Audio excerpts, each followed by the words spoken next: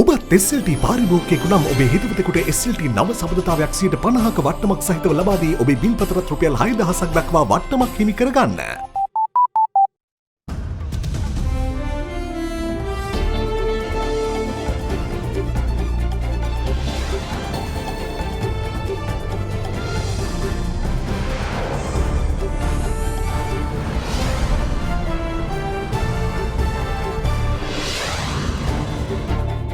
Tonight, maiden address.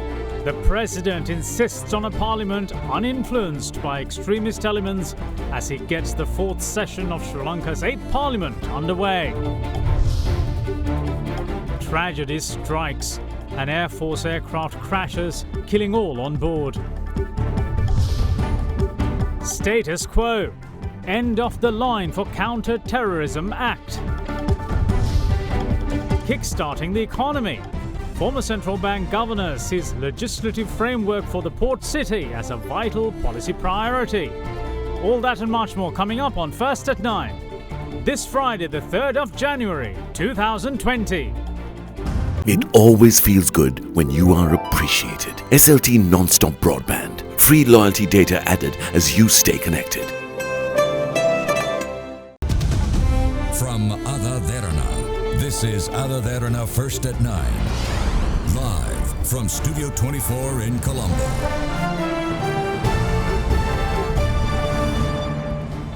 Good evening and a warm welcome. This is First at 9, your English news service of AdaDerana 24, and I'm Indivuri Amwat.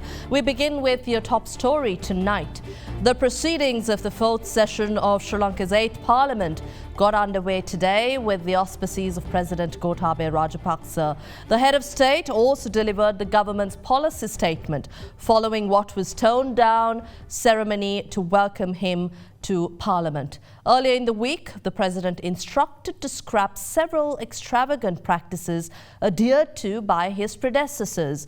Delivering the policy statement, President Gotabaya Rajapaksa insisted that a stable Parliament which can make clear decisions without being influenced by extremist factions is required for the country's development. Matters pertaining to the fourth session of Sri Lanka's 8th Parliament got underway at around 9:30 this morning. Secretary-General of Parliament Dhammika Dasanayake welcomed Speaker Karu Jayasuriya before Prime Minister Mahinda Rajapaksa arrived at the Parliament. President Gotabaya Rajapaksa and the First Lady were meanwhile welcomed by the Speaker and the Secretary-General of Parliament at the grand steps of the Parliament.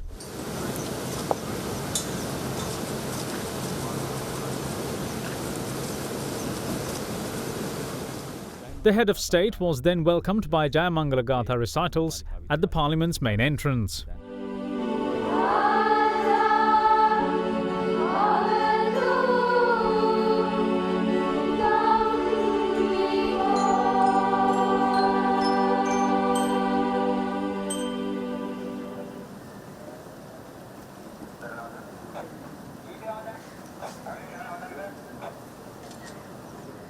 The President then arrived in the chamber at around 10 a.m. and was seated in a special chair designed incorporating his flag.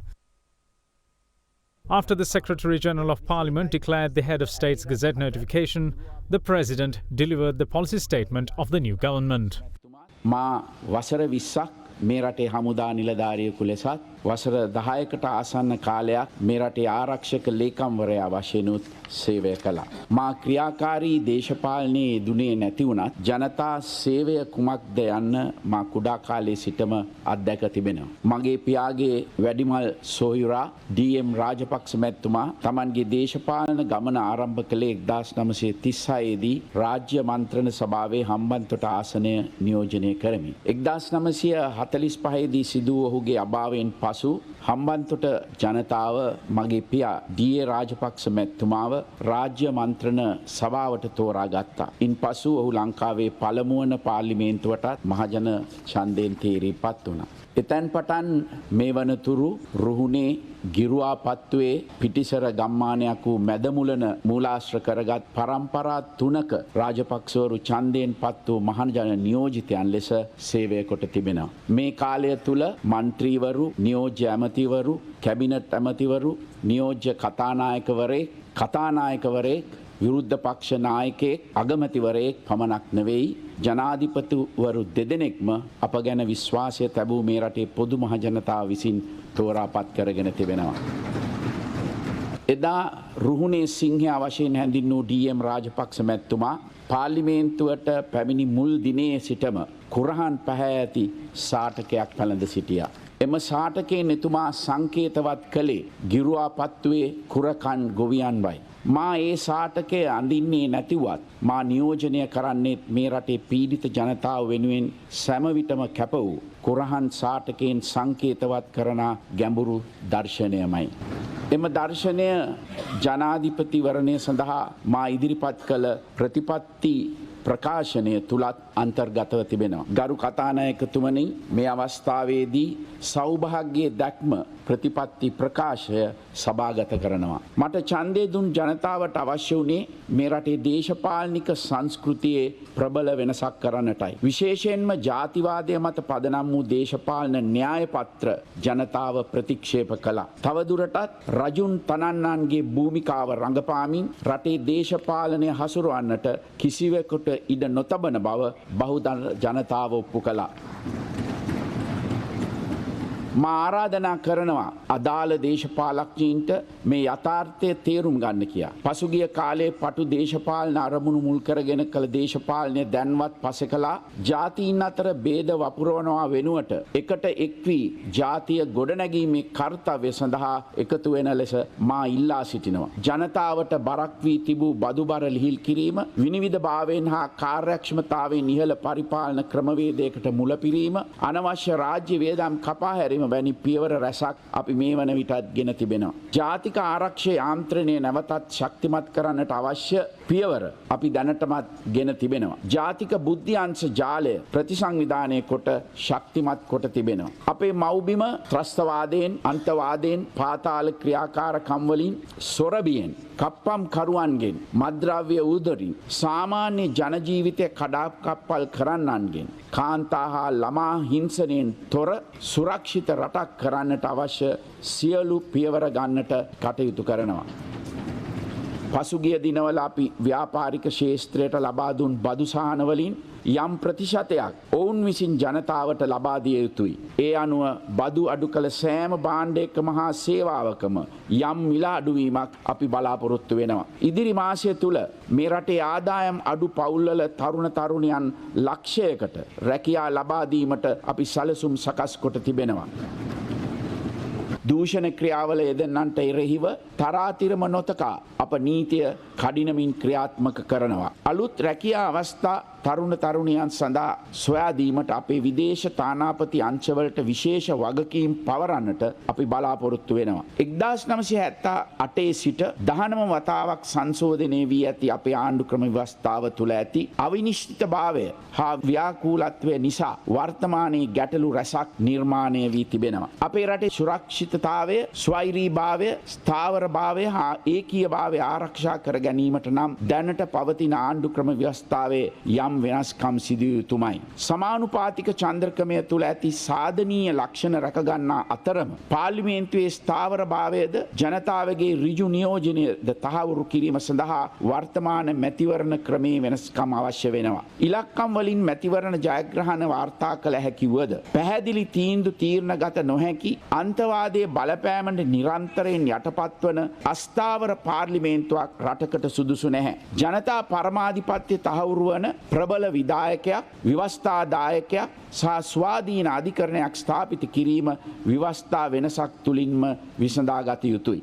රාජ්‍යතාන්ත්‍රික සමතතාවලදී හෝ ජාත්‍යන්තර වෙළඳ ගනුදෙනුවලදී කිසිදු විදේශ රටක් හමුවේ දනින් නොවැටෙන, රටේ ස්වෛරීත්වය හැම විටම ආරක්ෂා කරන, ඕනෑම රටක් සමග සම තත්ත්වයෙන් ගනුදෙනු කරන, දේශීය අභිමානය සුරකින ගෞරවාන්විත පාලනයක් අපි ස්ථාපිත කරනවා. අපේ භූ ප්‍රදේශ හෝ භෞතික සම්පත් කිසිවෙටකත් වෙනත් රටවල් සතු නොකිරීම අපේ ප්‍රතිපත්තියයි. මම මගේ රටට ආදරය කරනවා. මම මගේ රට ගැන ආඩම්බර වෙනවා. මට මගේ රට ගැන දැක්මක් තිබෙනවා. ඉතිහාසය විසින් වත්මන් පරපුර මත පවරා ඇති ඓතිහාසික වගකීම බාර ගන්නට මා සමග එක්වන මෙන් ඔබ සියලු දෙනාගේම මා ඉල්ලා සිටිනවා. අද දින අපරභාග 1 දක්වා පාර්ලිමේන්තුව තාවකාලිකව අත්හිටුවනු ලැබේ.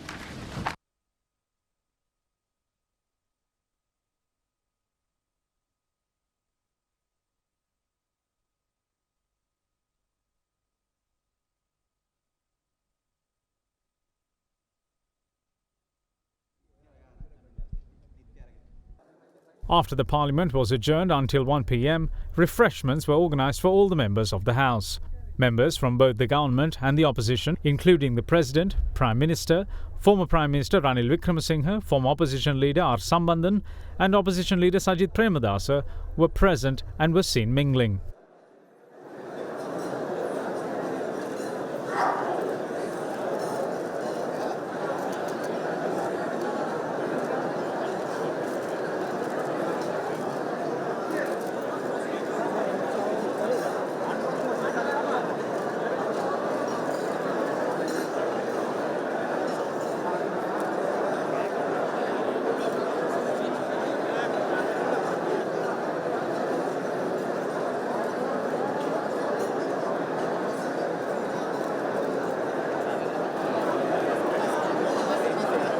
ජනාධිපති රටක් වෙනුවෙන් ප්‍රකාශයක් කර අපි අගය කරනවා අප හිතන විදියට අවස්ථාවක් දිය යුතුයි ක්‍රියාත්මක කරන්න අප සියලු දෙනාම එකරාශි වෙලා රටක් මුල් කොටගෙන වැඩ කරන තියෙන යුගයක් ඇවිල්ලා තිබෙනවා. හැබැයි ඒක අපක්ෂපාතීව කරොත් සියලු දෙනාගේම ශක්තියකට ලැබෙවි කියලා මගේ විශ්වාසය තිබෙනවා. හොඳ දෙයක් කරනවා නම් අපි රටක් හැටියට ඒකට සහයෝගය දෙනවා. විරුද්ධ පක්ෂය කියන හැම දෙයකටම විරුද්ධ වෙන්න අපි ලෑස්ති නැහැ. මේ ප්‍රතිපත්ති ප්‍රකාශනය පිළිබඳව අද අපි කණ්ඩායම් රැස්වීමක් ඇඳවලා තිබෙනවා. කණ්ඩායමක් හැටියට අපි සාකච්ඡා කරලා ඒ පිළිබඳව අපේ අදහස් ප්‍රකාශ කරන්න බලාපොරොත්තු වෙනවා. ගොඩක් වෙලාවට විපක්ෂයෙන් සඳහන් කරන කාරණා තමයි ජනාධිපතිවරයාගේ මේ වැඩපිළිවෙලට සහාය දක්වනවා 3න් 2 නෙවෙයි 3න් 3ම දෙන්නම් කියලා කියනවා. හරි දේ කරනවා නම් ඔවුන් මේකට විරුද්ධ වෙයි කියලා මම විශ්වාස කරන්නේ නැහැ. මොකද ඔවුනොත් පාඩම් ඉගෙනගෙන තිබෙනවා. අද ගෝඨාභය රාජපක්ෂ ජනාධිපතිතුමා එතුමාගේ ප්‍රතිපත්ති ප්‍රකාශය පාර්ලිමේන්තුවේ ප්‍රකාශ කරා. ඊට සම්පූර්ණ සහයෝගය විපක්ෂයේ හැටියට අපි සෑම අකුරක්ම ක්‍රියාත්මක කරන්න ඒ අවශ්‍ය ශක්තිය අපි ලබා දෙනවා. විවස්ස සංශෝධනයක් ගැන අධිකරු ජනාධිපතිතුමාත් කතා කරනවා. ඉතින් ඊළඟ මහමැතිවරණයෙන් පස්සේ තමයි මේ තීන්දුව අපි ගන්න ඕනේ. ප්‍රේමදාස මහත්තයා පටන් ගත්ත විනාශයනේ මේ විවස්ථාවේ අන්තිම විනාශය. අන්තිම 19 ආණ්ඩුක්‍රම ව්‍යවස්ථාවේ සම්පූර්ණ විනාශ වෙලා ආණ්ඩු බලය හදපු අයත් විනාශ වෙලා තමයි නතර වුණේ 19 ආණ්ඩුක්‍රම ව්‍යවස්ථාව හරහා. ඉතින් ඒ වෙනස් වෙයි යුතුයි. ඒකෙන් මහමැතිවරණයෙන් පස්සේ තමයි මහමැතිවරණයෙන් පස්සේ. හේතුව අපිට බහුතරයක් නැහැ පාර්ලිමේන්තුවේ. ප්‍රතිපත්ති මේ වශයෙන් ගත්තොත් එතුමා රට එකතු කරන්න අසමත් නායකයෙක් සහ එවැනි උමනාවකුත් නැති නායකයෙක් වගේ තමයි මට නම් ඒ කතාව තුළින් දැනුනේ. ජනාධිපතිව සෝපතනවා. ජනාධිපති විශේෂත්වය තියෙන මොකක්ද දන්නවද? ඒක කවදාවත් පාර්ලිමේන්තුවේ වාඩි වෙලා හිටියේ නැහැ. දේශපාලකෙක් නෙවෙයි. නිලධාරිවරයෙක්. විනයගරුක නිලධාරිවරයෙක් නිසා ඒක එතුමා ඔප්පු කරන්න හදනවා. සතුටුයි. Parliament leaders and political party representatives of the Parliament have decided to conduct a two-day adjournment debate on the government policy statement presented by President Gotabaya Rajapaksa today. They've decided to schedule it for the 7th and 8th of January. In the meantime, MP Sajith Premadasa of the United National Party was accepted as the opposition leader in Parliament today by the Speaker. MP Premadasa recently expressed scepticism over him being given the position, saying he will believe it when he sees it. In addition to the position of the opposition leader, various other positions were also announced in the House today, and the Parliament was adjourned until Tuesday, the 7th. After the Parliament reconvened under the auspices of Speaker Karu Jayasuriya at 1 p.m, he informed the House that he has accepted UNP MP Sajith Premadasa as the leader of the opposition. On the 5th of December last year, the United National Party directed a letter to Speaker of Parliament requesting the appointment of MP Sajith Premadasa as the opposition leader. This was after the UNP parliamentary group meeting chaired by party leader Ranil Wickremesinghe nominated Sajith Premadasa for the position of opposition leader. The Speaker has accordingly accepted the letter addressed by the UNP's General Secretary MP Akhilaviraj Karyavasam on behalf of the party. In the meantime, the Speaker also said that he accepted nomination of UNP MP Gayantha Karunatilaka for the position of Chief Opposition Whip.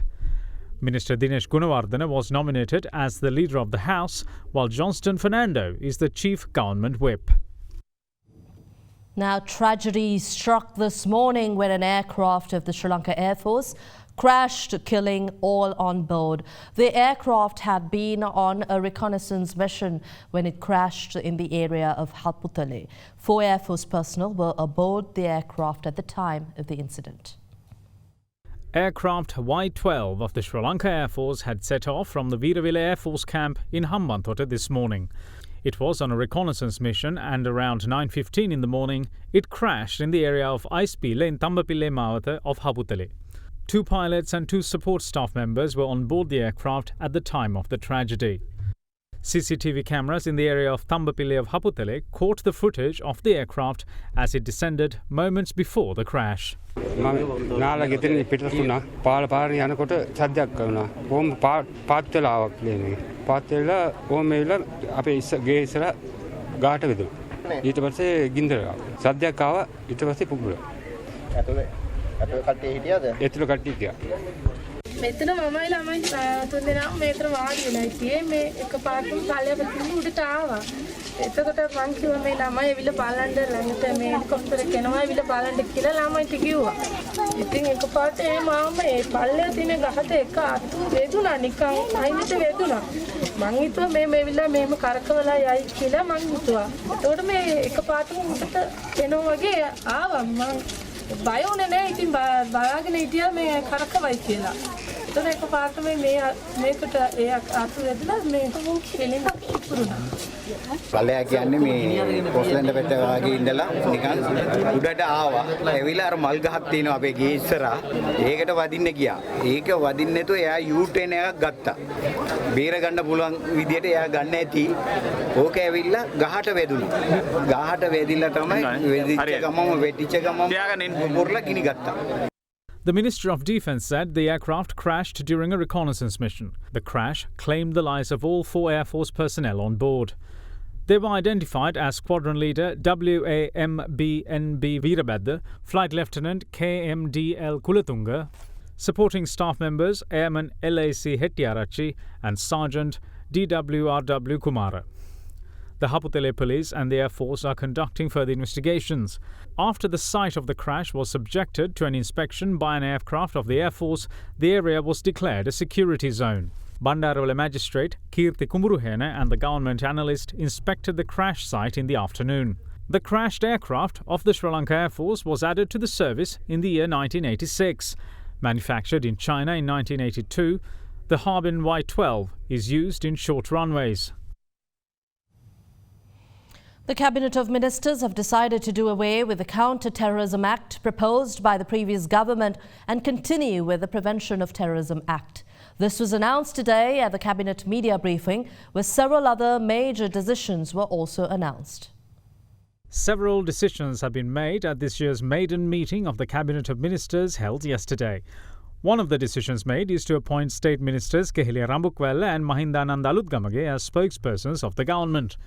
Meanwhile, it has also been decided to appoint a committee to look into cases of civil servants who were subjected to political vengeance and make recommendations. It will be chaired by former Supreme Court Judge Jagat Bala Patabendige.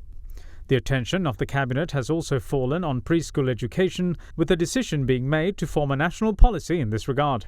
In addition, the Counter-Terrorism Act, mooted by the ousted government, is also scrapped. මාධ්‍ය නිදහස, වෘත්තීය සමිති සංවිධානවල නිදහස, ශිෂ්‍ය සමිති හා ශිෂ්‍ය ව්‍යාපාරයේ නිදහස, දේශපාලන නිදහස සියල්ල අහුරෝමින් ත්‍රස්තවාදයේ මැඩපැවැත්වීම වෙනුවට ත්‍රස්තවාදයේ සුරතල් කිරීමට අදාළ වෙන ලෙස සැකසුම් පනතක් ලෙස තමයි ප්‍රතිත්‍රස්ත පනතට විවේචන විචාර එල්ල වුණේ. එහි ප්‍රතිඵලයක් ලෙස දැන් 78 තිබෙන ත්‍රස්තවාදයේ වැළැක්වීමේ පනත ඒ ආකාරයෙන්ම තියෙන අතර මින් ඉදිරියට ප්‍රතිතක්ෂ පනත යනුවෙන් ත්‍රස්තවාදීන් හුරතල් කරන්නට අදාළ වෙන පනත සම්පූර්ණයෙන් අකුලගෙන තියෙනවා. මල්ලා ස්ථිර වශයෙන්ම තීරණය කළා තියෙනවා ජාතික ගීය නිදහස් දිනේ ගායනා නොකරන්න. දෙමළෙන් අපිට අසල්වැසි මේ ප්‍රදේශයේ තියෙන විශාලතම රාජ්‍යයෙන් එක භාෂාවකින් කියන්නේ. රටේ 69 ලක්ෂයක් ජනතාව බහුතර ජනතාව ප්‍රාර්ථනා කරලා තියෙන ජනතා අභිලාෂයන්ට අනුකූල වෙන ලෙස තමයි රජයේ ප්‍රතිපත්ති තීන්දුව කරන්නේ. How will the government's policy in 2020 shape the economy? We'll talk about that when we return after this break.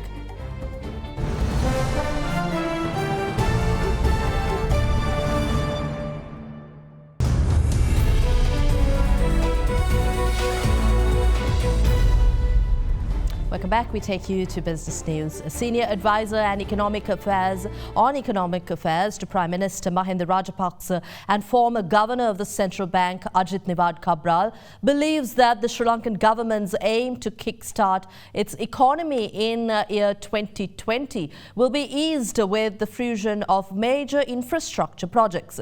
In an interview, Cabral said that 2020 will be an year of opportunity for the country as well as domestic and international investors, as many long gestating infrastructure projects will be nearing completion.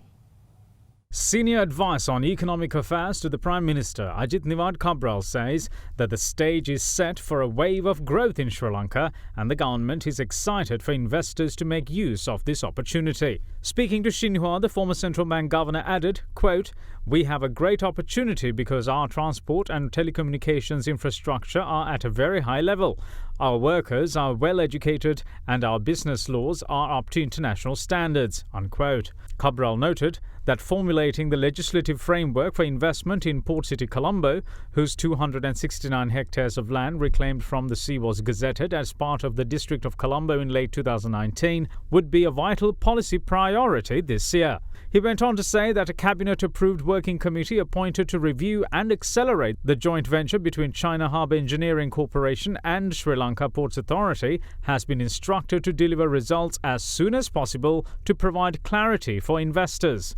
Cabral also said that Hambantota Port, which reported 60% growth in shipment volumes in 2019, is one of the most important and strategic assets for the country and that the government is keen for the port to play a leading role in the economy in 2020. While saying that infrastructure investments under the China proposed Belt and Road Initiative have created great opportunities for developing countries, Cabral added that there were opportunities for Chinese companies to further invest in hospitality, healthcare, sports, outsourcing to make use of Sri Lanka's location, climate and labour capacity. The former governor of the central bank also expressed his optimism about Sri Lanka's potential to meet an ambitious growth target of 6% in 2020. He said, quote, "The most important priority for the government in 2020 is to kickstart economic growth that will help bring the rest of the country's macroeconomic fundamentals to normal levels," unquote.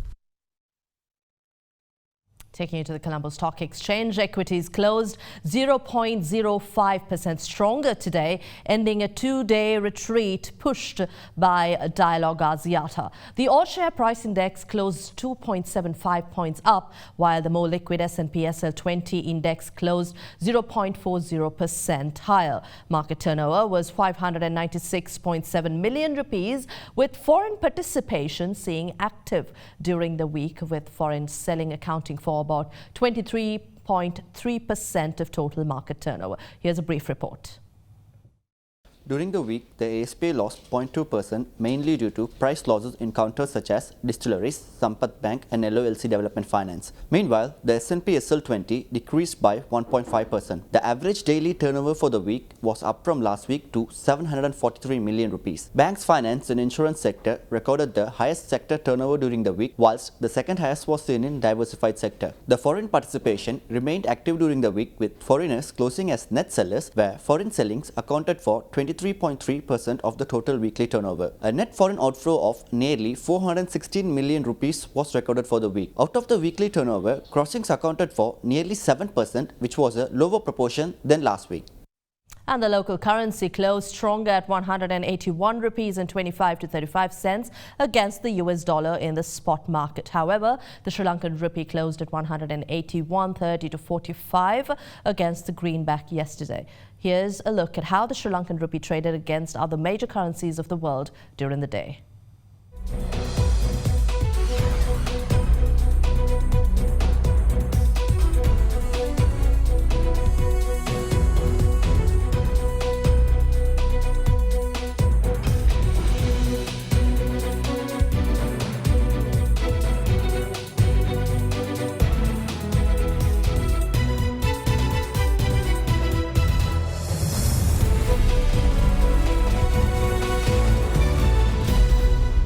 The strongest military figure in Iran has been captured.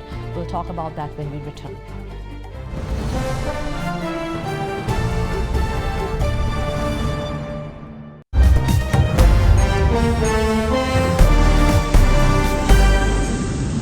Welcome back to the news. In your top story overseas, the most powerful military figure in Iran was reportedly killed by an airstrike carried out by the United States of America. US media said that Iranian military commander General Qasem Soleimani and officials from Iran-backed militia were leaving Baghdad airport in two cars when they were hit by a US drone strike near a cargo area. The commander had reportedly flown in from Lebanon or Syria, and the missiles have reportedly killed at least 5 people. Iran's Revolutionary Guard said that Iraqi militia leader Abu Mahdi al-Mudaniz was also among those killed. A statement from the Pentagon said that General Soleimani was actively developing plans to attack American diplomats and service members in Iraq and throughout the region,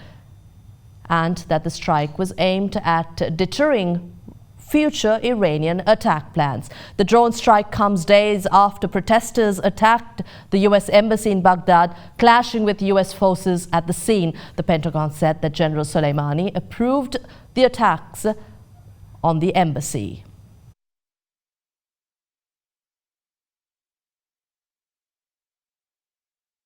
Google's former head of global international relations, Ross Laushnese, has raised concern regarding tech giants' human rights policies.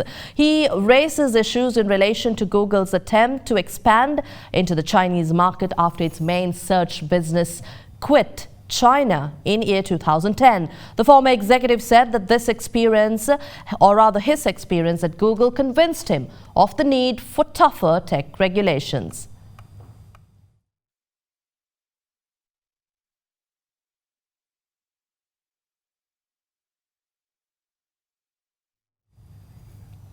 Meanwhile, in the English Premier League, Mohamed Salah and Sadio Mane helped Liverpool to stay unbeaten and give a winning start to the new year. The Reds beat Sheffield United 2-0 at Anfield. Home favourite Salah scored the first goal of the match in the 4th minute, which gave Liverpool a 1-0 lead at half-time. Mane then scored the second goal on the 64th minute, which gave the home side a cushion and ultimately the win. Liverpool continues to be pace setters, leading the table with 58 points with 19 wins from 20 matches played. Moving on to cricket, the third test between Australia and New Zealand got underway this morning at the Sydney Cricket Ground. Australia won the toss and decided to bat first. David Warner scored 45 runs and was dismissed by Neil Wagner. Marnus Labuschagne continued his good form, going on to score his second test century in the series and the 4th in his career.